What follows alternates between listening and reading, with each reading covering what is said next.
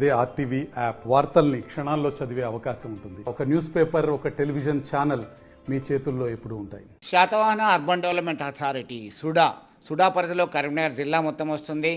ఎలాంటి అభివృద్ధి పనులతో ముందుకెళ్తున్నారు, ఏంటి, ఎట్లా ముందుకెళ్తున్నారు, విధి నిర్వహణ ఎట్లా ఉంది, మనం అడిగి తెలుసుకుందాం. మనతో మాట్లాడడానికి సుడా చైర్మన్ కోమటిరెడ్డి నరేందర్ రెడ్డి ఉన్నారు. నరేందర్ రెడ్డి గారు నమస్తే.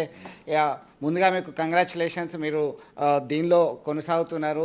రెండవ వ్యక్తి మీరు చైర్మన్గా పదవిని స్వీకరించడం. కాంగ్రెస్ ప్రభుత్వం అధికారంలోకి వచ్చిన తర్వాత ఈ సుడా పరిధిని సైతం విస్తరించింది. సుడాలో ఏమేమి చేస్తున్నారు మీరు అసలు? ఇప్పుడు గతంలో కరీంనగర్కు సంబంధించినటువంటి 70 గ్రామాలతో పాటు కరీంనగర్ నగరం కూడా మా సుడా పరిధిలో ఉన్నటువంటి పరిస్థితులలో ఆ పూర్తి స్థాయిలో కరీంనగర్ చొప్పదండి నియోజకవర్గం దాదాపు ఒక 2 మండలాలు, అదేవిధంగా మానకొండ నియోజకవర్గంలో 2 మండలాలు, కరీంనగర్ నియోజకవర్గం మొత్తం గతంలో ఉండే. ఇప్పుడు జిల్లా విస్తరించినప్పటికీ కూడా ఈ ప్రాంతానికి సంబంధించినటువంటి అభివృద్ధికి సంబంధించి ఎక్కడెక్కడైతే డ్రైన్స్ కావచ్చు, లేకపోతే సీసీ రోడ్లు కావచ్చు, కమ్యూనిటీ భవనాలు కావచ్చు, అవసరం ఉన్న దగ్గర హైమాస్ లైట్స్ కావచ్చు, ఇట్లా అభివృద్ధికి సంబంధించినటువంటి ప్రజల యొక్క విన్నతుల మేరకు, అదేవిధంగా స్థానిక నాయకుల యొక్క ప్రతిపాదనల మేరకు ఎక్కడైతే అవసరమో అక్కడంతా కూడా మరి మేము ఆ నిధులు వెచ్చించి ఆ అభివృద్ధికి మేము కృషి చేస్తూ ఉన్నాం. అదేవిధంగా మాస్టర్ ప్లాన్కి సంబంధించి గత 30 సంవత్సరాల కింద నుంచి మరి పాత మాస్టర్ ప్లాన్ ఏదైతే ఉందో దాని తర్వాత చాలా మార్పులు వచ్చినాయి. ఈ 30 సంవత్సరాల తర్వాత కరీంనగర్ నగరంతో పాటు చుట్టుపక్కల మా పాత సుడా పరిధి ఏదైతే ఉందో దానికి మాస్టర్ ప్లాన్ను మరి రాబోయే 28 తారీఖు, ఈ నెల 28 జూన్ 28 తారీఖు దాన్ని పబ్లిక్ డొమైన్లో పెట్టినాం. అది ఇప్పుడు అయిపోతా ఉంది ఆ పీరియడ్. దాని తర్వాత గవర్నమెంట్ కాపీ అవుతుంది. మరి అన్నిటినీ కూడా ఒక ప్రణాళికబద్ధమైనటువంటి మాస్టర్ ప్లాన్ మేము ప్రిపేర్ చేయడం జరిగింది. రాబోయే రోజుల్లో ఎటువంటి మరి ప్రజలకు ఒక ప్రణాళికమైనటువంటి అభివృద్ధి జరిగే విధంగా పర్మిషన్లు కానీ, ఇండస్ట్రియల్ ఏరియా కానీ, అదేవిధంగా కమర్షియల్ ఏరియా కానీ, అదేవిధంగా మిక్స్డ్ కమర్షియల్ ఏరియా కానీ, ఏదైతే రెసిడెన్షియల్ ఎక్కడ ఉండాలో ఇవన్నిటిని కూడా ఒక ప్రణాళికబద్ధంగా మేము తయారు చేయడం జరిగింది. దాంతోపాటు కరీంనగర్ నగరం ఇంత పెద్ద ఎత్తున విస్తరించడం వల్ల బయట నుంచి వచ్చేటువంటి వాహనాలు సిటీలోకి వెళ్ళే పరిస్థితి ఉంది. కాబట్టి దీనికి ఒక రీజనల్ రింగ్ రోడ్ కరీంనగర్కు మరి ఏదైతే ఇప్పుడు మానకొండూరు నుంచి జైత్యాల రోడ్డుకు వెళ్ళడానికి ఆల్రెడీ ఎన్హెచ్ జరుగుతూ ఉంది కాబట్టి దాన్నే పరిగణలోకి తీసుకోవడం జరిగింది. జైత్యాల రోడ్ నుంచి సిరిసిల్ల రోడ్డు వెళ్ళేదానికి వెలిచాల మీదుగా మరి బావుపేట అవతలకి ఒక రీజనల్ రింగ్ రోడ్ తీసుకోవడం జరిగింది, ప్రతిపాదించడం. అదేవిధంగా ఇప్పుడు మాస్టర్ ప్లాన్లో అదేవిధంగా వెంకట్రావుపల్లి నుంచి గుండ్లపల్లి వరకు, కాసింపేట మీదుగా గుండ్లపల్లి వరకు ఇది ఒక రీజన్. అంటే హైదరాబాద్ నుంచి వచ్చేవాళ్ళు వేములవాడ ఒకవేళ ఇటు జైత్యాల రోడ్ వెళ్ళాలంటే వేములవాడ రోడ్ టచ్ చేసుకొని కరీంనగర్ అవతల మనం బైపాస్ ద్వారా వెళ్ళిపోయేటువంటి అవకాశం ఉంది, సిటీ ఎక్కడ సంబంధం లేకుండా. అదేవిధంగా హైదరాబాద్ నుంచి వచ్చేవాళ్ళు వరంగల్ రూట్లో వెళ్ళాలంటే నుస్లాపూర్ అవతల నుంచి చెంజర్ల వరకు అదొక రింగ్ రోడ్డు ప్రతిపాదన చేసినాం. ఇదంతా కూడా మాస్టర్ ప్లాన్లో ప్రతిపాదన చేసినాం. నగరంలో కూడా చాలా ప్రాంతాలు గతంలో 30 సంవత్సరాల కింద 20 ఫీట్లు 30 ఫీట్ల రోడ్లు ఇలా అభివృద్ధి చెందినటువంటి ప్రాంతాలన్నిటికీ కూడా రోడ్లను విస్తరింపజేసి, అంటే 40 ఫీట్లు 60 ఫీట్లుగా రోడ్లు ఏర్పాటు చేసి దాంట్లో ఏ ఏరియాలో కమర్షియల్ ఉంది, ఏ ఏరియాలో రెసిడెన్షియల్ ఏరియాలు ఉన్నాయి అవన్నిటిని కూడా మరి మేము మాస్టర్ ప్లాన్లో ప్రతిపాదన చేసిన దాన్ని రాబోయే రోజుల్లో ఆ విధంగానే పర్మిషన్లు వచ్చే అవకాశం ఉంటుంది. కాబట్టి ఎక్కడ కూడా రోడ్లు ఇరుకుగా ఉండే అవకాశాలు లేవు. అదేవిధంగా మరి అన్ని ప్రాంతాలు ఒక ప్రణాళికబద్ధమైనటువంటి అభివృద్ధి రాబోయే రోజుల్లో జరగబోతూ ఉంది. వీటన్నిటి కూడా రూపకల్పన మేము సుడా నుంచి మరి ఎప్పటికప్పుడు పర్యవేక్షణ చేసి అందరి అభిప్రాయాలు తీసుకోవడం జరిగింది. దాంతోపాటు ఈ అభివృద్ధికి కూడా సాధ్యమైనంత నిధులు వెచ్చిస్తూ, అదేవిధంగా చాలా మాకు రావాల్సినటువంటి రెవెన్యూ విషయంలో కూడా గతంలో నిర్లక్ష్యమైనటువంటి పరిస్థితి ఉండే, వాటన్నిటి కూడా స్ట్రీమ్లైన్ చేసి ఈరోజు చాలా మటుకు ఫామ్స్ అని ఏర్పాటు చేసుకొని వాటి ద్వారా ఇలా కమర్షియల్గా ఒక ఫంక్షన్స్కి నడిపించుకుంటూ ఎటువంటి డెవలప్మెంట్ ఛార్జెస్ కట్టకుండా నడిపిస్తూ ఉన్నట్టు వాటన్నిటిని కూడా నోటీసులు ఇవ్వడం జరిగింది. వాటన్నిటిని కూడా రెగ్యులరైజ్ చేస్తూ ఉన్నాం.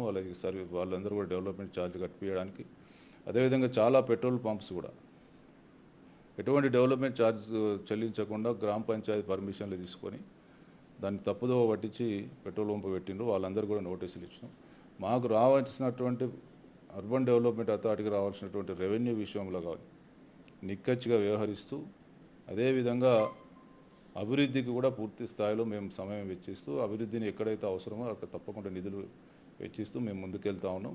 అదేవిధంగా పర్మిషన్కి సంబంధించి ఇండ్ల పర్మిషన్లు కానీ కమర్షియల్ బిల్డింగ్ల పర్మిషన్ల విషయంలో చాలా మట్టుకు 2018లో ఎస్టాబ్లిష్ అయినటువంటి అర్బన్ డెవలప్మెంట్ అథారిటీ అప్పటి నుంచి 500 గజాల పైన ఉన్నటువంటి పర్మిషన్లు ఏవైనా కూడా మేమే ఇవ్వాల్సినటువంటి, అదేవిధంగా 500 గజాల లోపల ఉన్నటువంటి కమర్షియల్ కానీ G+2 పైన ఉన్నటువంటి అన్నీ కూడా మేము సుడా నుంచి ఇవ్వాలి.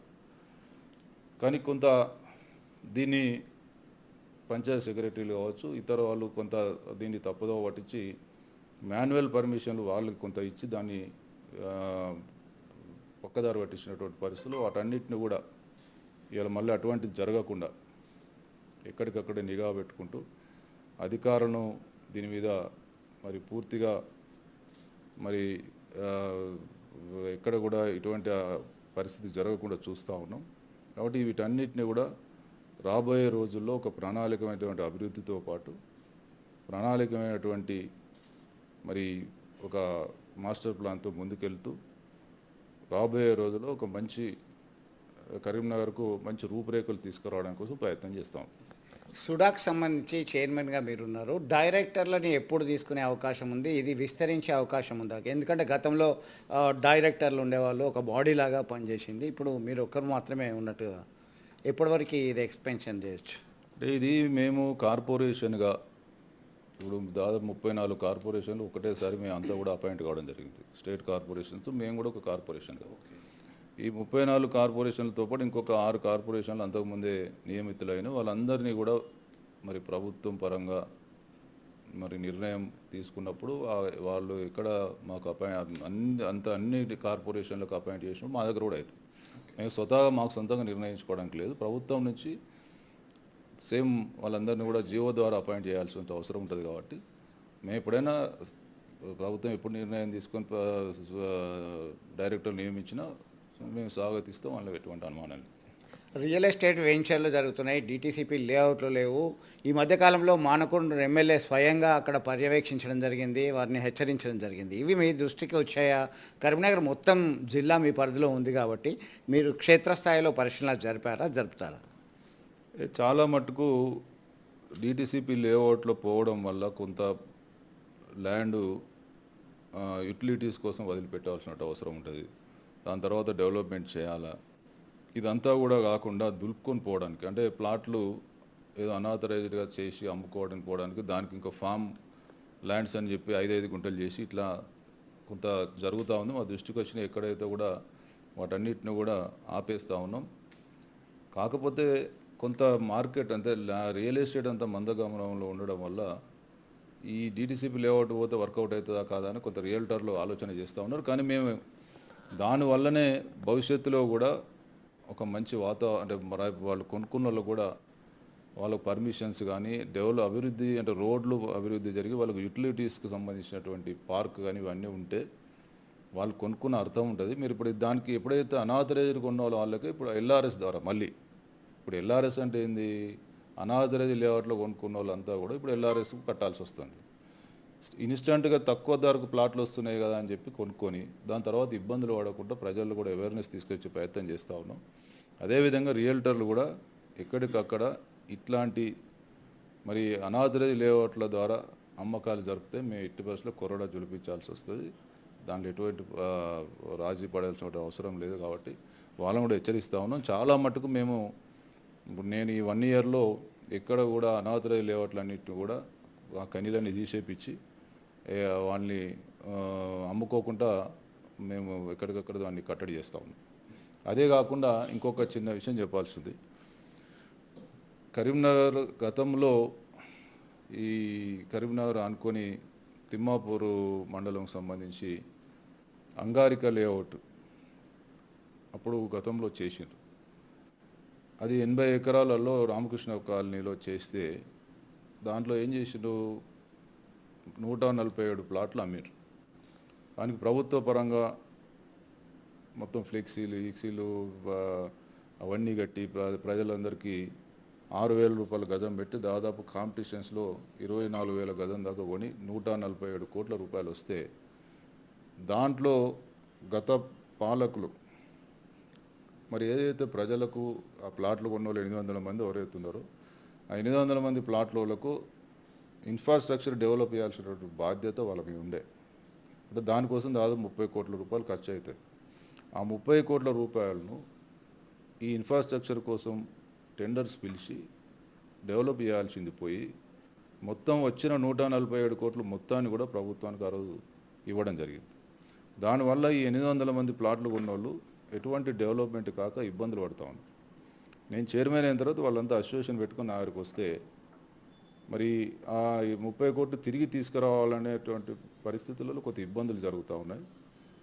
దానివల్ల మేమే ఇప్పుడు 3 కోట్ల దాకా కేటాయించి ఆ రోడ్లన్నీ కూడా ఫార్మేషన్ ప్రస్తుతానికి వాళ్ళ ప్లాట్ దగ్గరకు వాళ్ళు పోయే పరిస్థితి లేకుండే వాటన్నిటిని కూడా ఫార్మేషన్ చేయడం జరిగింది.